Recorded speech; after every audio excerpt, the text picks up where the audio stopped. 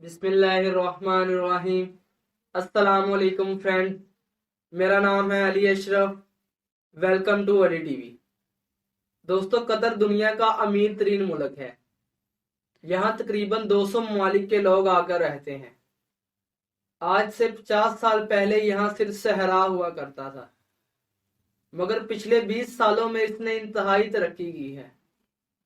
دوستو، قطر کی کل آبادی 30 لاکھ ہے، جس میں 27 لاکھ غیر ملکی ہیں۔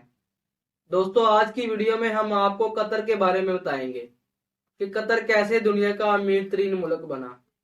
تو چلیے شروع کرتے ہیں۔ 18 دسمبر 1970 جب قطر برطانیہ سے آزاد ہوا تھا، یہاں پر سٹرکچر نہ ہونے کے برابر تھا۔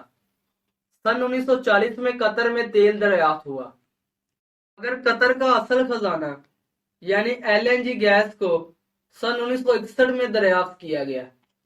جب 1970 میں قطر آزاد ہوا تو یہ ملک ایک صحرا تھا، مگر 30 سال بعد سن 2000 میں قطر کے امیر نے یہ بات جان لی کہ قطر کی ترقی LNG گیس میں ہے۔ قطر نے گیس کو باہر سپلائی کرنے کے لیے نیا طریقہ تیار کیا۔ قطر نے تیل سے آنے والی آمدنی کو بہت ہی عقل مندی کے ساتھ انویسٹ کیا ہوا ہے۔ یہی ان کی کامیابی کی وجہ ہے۔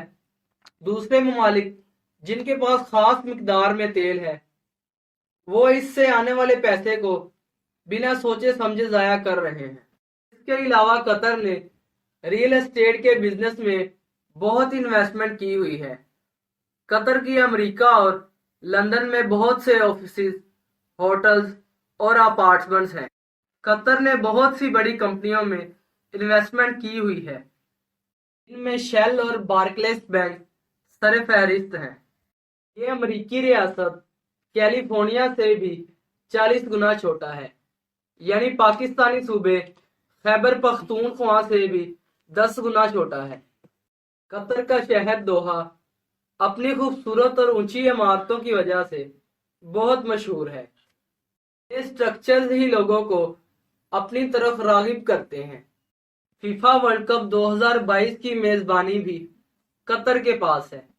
کیا آپ جانتے ہیں کہ جس شہر میں یہ ورلڈ کپ شیڈول ہے وہ 2021 میں تعمیر ہو جائے گا؟ قطر کا GDP per capita income $1.5 lakh کے قریب ہے۔ یہ فرانس جیسے بڑے ملک سے بھی کئی گنا زیادہ ہے۔ قطر ہم سے 23 سال بعد آزاد ہونے والا ملک آج دنیا کا امیر ترین ملک بن گیا ہے، اور ہم انہی سوچوں میں گم ہیں۔ آپ کو قطر کی سٹوری کیسی لگی؟ کمنٹ باکس میں ضرور بتائیں۔ ویڈیو پسند آنے کی صورت میں ویڈیو کو لائک کریں، علی ٹی وی کو سبسکرائب کریں، بیل آئیکن کو دبائیں تاکہ ہماری نئی آنے والی اپڈیٹ آپ کو ملتی رہے۔ دوستو، آج کے لیے اتنا ہی۔ اگلی ویڈیو کے لیے اللہ حافظ۔